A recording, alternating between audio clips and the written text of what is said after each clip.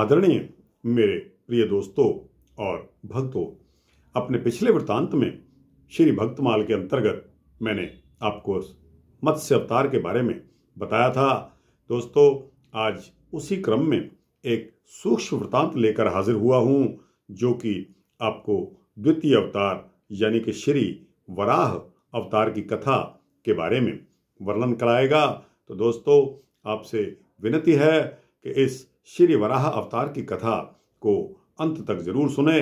दोस्तों, यह वृत्तांत हार्डली 4-5 मिनट का होने वाला है, अतः आपसे विनती है, गुजारिश है, रिक्वेस्ट है, करबद्ध विनती है कि आपको इस वृत्तांत को पूरा सुनना है। तो दोस्तों, आइए बिना समय गवाए इस वृत्तांत को शुरू करते हैं।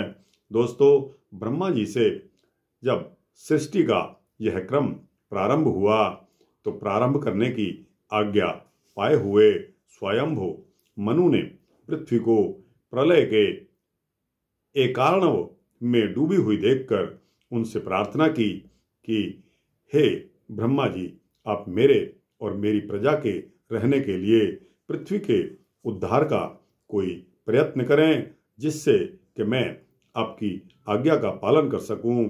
तब ब्रह्मा जी ने इस विचार में पढ़कर कि पृथ्वी तो रसातल में चली गई है और इसे कैसे निकाला जाए, वे सर्वशक्तिमान इस उपाय को पूछने के लिए सर्वशक्तिमान श्री हरि की शरण में चले गए। उसी समय विचारमग्न ब्रह्मा जी की नाक से अंगुष्ठ प्रमाण एक वराह बाहर निकल पड़ा और क्षण भर में ही उसने पर्वताकार विशाल रूप गजेंद्र के समान गर्जन करने लगा। शूकर रूप भगवान पहले तो बड़े वेग से आकाश में उछले। उनका शरीर बहुत ही कठोर था। त्वचा पर कड़े कड़े बाल थे, सफेद दाढ़ें थी, उनके नेत्रों से तेज निकल रहा था, उनकी दाढ़ें भी अति कर्कश थीं। फिर अपने वज्रमय पर्वत के समान कठोर कलेवर से उन्होंने जल में प्रवेश किया। बाणों के समान पैने खुरों से जल को चीरते हुए वे जल के दूसरी पार पहुंच गए। रसातल में समस्त जीवों की आश्रयभूता पृथ्वी को उन्होंने वहां देखा और परखा। पृथ्वी को वे अपनी दाढ़ों पर लेकर बाहर आ गए। जल से बाहर निकलते समय उनके मार्ग में विघ्न डालने के लिए महापराक्रमी हिरण्याक्ष ने जल के भीतर ही उन पर गदा से प्रहार करके आक्रमण कर दिया। इसके लिए भगवान ने अपनी लीलाधर ने अपनी लीला की रचना की और हिरण्याक्ष को मार दिया।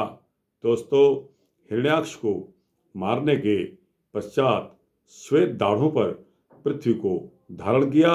जल से बाहर निकले हुए तमाल वृक्ष के समान नील वर्ण वराह भगवान को जब ब्रह्मा जी ने देखा तो ब्रह्मा जी ने हाथ जोड़कर उनकी स्तुति की, उनकी पूजा अर्चना की। तो दोस्तों, यह सूक्ष्म वृत्तांत श्री वराह अवतार का आपके समक्ष मैंने रखा।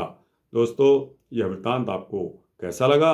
अच्छा लगा हो तो इसको लाइक और शेयर करते हुए अपने दोस्तों, भक्तों, मित्रों, जिज्ञासुओं को भेजना और इस चैनल को सब्सक्राइब कर देंगे तो दोस्तों, आपको इसी तरह के भक्ति वृत्तांत सूक्ष्म रूप में मिलते रहेंगे। दोस्तों, कमेंट्स बॉक्स में जाकर कमेंट्स करना न भूलिए। इस वृत्तांत को आपने कैसा पाया उसके बारे में अपना विचार सूक्ष्म में कमेंट्स बॉक्स में जाकर जरूर लिखिए। दोस्तों, इससे आगे आने वाले वृत्तांत में आपके समक्ष कच्छप अवतार की कथा आपके समक्ष रखूंगा। दोस्तों, बहुत ही सुंदर वृत्तांत होने वाला है।